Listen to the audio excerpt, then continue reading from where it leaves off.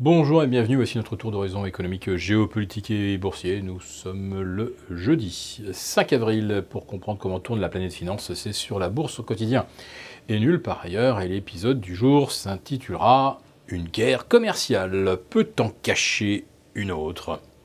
Oui, je sais, en ce moment, les gens se préoccupent davantage de savoir si un train peut en cacher un autre. En fait, ce n'est pas le cas puisqu'il n'en circule pratiquement plus sur les lignes de la SNCF. En revanche, on a deux guerres commerciales qui se télescopent et on peut se demander effectivement si l'une ne sert pas à masquer l'autre. Alors la guerre commerciale sino-américaine, sanctions contre sanctions, et puis d'un seul coup, hier, Wall Street semble réaliser que on finira autour d'une table pour négocier. C'est en tout cas ce qu'a affirmé Wilbur Ross, le conseiller aux affaires commerciales de Donald Trump. Plein de commentateurs ont abondé dans ce sens. Monsieur Trump bluffe et au bout du compte, eh bien, on finira par négocier quelque chose qui préserve les susceptibilités des uns et des autres. Donc les marchés ont eu tort de se faire peur, d'avoir peur de leur ombre et ils ont donc repris hier plus de 3% en quelques heures aux États-Unis. Et tout cela est tout à fait naturel.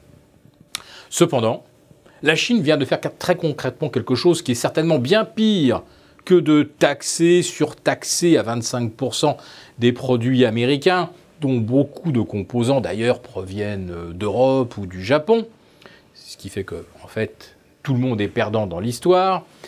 La Chine fait quelque chose de très concret, c'est-à-dire qu'aujourd'hui, elle commence à régler ses importations de pétrole, non plus en dollars, mais en yuan, avec qui accepte des yuan. Et il y a deux pays, naturellement, qui sont très heureux de les accepter. C'est la Russie, c'est l'Iran. Et on se demande si un jour, l'Arabie Saoudite ne va pas s'y mettre. Alors si jamais elle faisait ça, l'oncle Sam risque de ne pas apprécier du tout la farce. Car si on ne se sert plus du dollar pour négocier le pétrole, les matières premières dans le monde, alors les États-Unis ne peuvent plus placer leurs dettes en pétrodollars. C'est la fin de l'Amérique. Alors on peut penser que ça n'arrivera pas et que l'Arabie Saoudite n'est pas prête d'accepter du yuan. Mais sans aller jusqu'à accepter du yuan, elle pourrait très bien aussi accepter d'échanger du matériel contre du pétrole, matériel provenant de Chine. En tout cas, ce qu'on comprend, c'est que le rôle du dollar pourrait se trouver remis en cause. Et ça, pour les États-Unis, c'est un poison autrement plus mortel qu'une petite guéguerre de tarifs douaniers. Maintenant, regardons comment se sont comportés les indices boursiers. On semble effectivement avoir complètement perdu de vue que l'enjeu est ce que je viens de vous décrire, et que finalement tout ira bien entre les États-Unis et la Chine, ce qui masque une autre réalité, moins souriante, et celle-là, on la trouve sous nos yeux en Europe. Les indices PMI, c'est-à-dire les indices précurseurs d'activité économique, ont fortement chuté au mois de mars, de près de 2 points en Europe, en prenant l'indice composite, qui agrège et l'industrie et les services, c'est-à-dire le tertiaire, c'est-à-dire 75% en fait, du PIB des pays ouest européens. Donc nous avons des signaux de ralentissement économique qui devraient être pris en compte. Mais voilà, on est tout à notre joie de penser que Américains et Chinois vont se réunir autour d'une table, et donc on perd de vue l'essentiel, c'est-à-dire que les perspectives économiques ne sont pas bonnes. Et puis il y a également le chiffre des commandes à l'industrie allemande, tombé également ce jeudi matin. On attendait une progression de 0,8%. On a plus 0,3% seulement.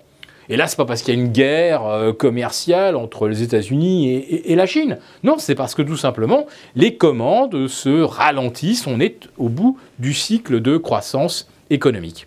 Donc, cette guerre commerciale américaine qui n'aura pas lieu provoque un soulagement qui tombe pile poil au moment où on découvre que la conjoncture est loin d'être aussi souriante et aussi prometteuse que les marchés l'imaginaient, et sur lequel ils extrapolaient des croissances bénéficiaires qui n'existeront pas.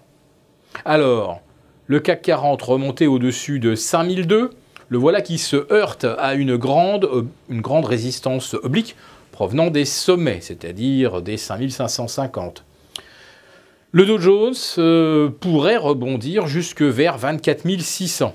Rappelons qu'hier, il a repris près de 800 points en intraday. Plus forte progression d'un seul trait au cours d'une séance cette année, et même il n'y a pas eu de correction donc en 2017, donc il n'y avait pas eu de rebond évidemment de 3% du Dow Jones l'année dernière. Et ce qui est plus intéressant, c'est quand on regarde bien comment cette hausse de 800 points s'est dessinée, eh bien, on a d'abord eu un algorithme qui a fait monter de façon funiculaire le Dow Jones de 500 points, il en a reperdu 200, et il en a repris ensuite 430, toujours en ligne droite, donc deux magnifiques algos dont on peut penser que la principale vocation était de tondre les vendeurs à découvert, et ça a été très bien fait.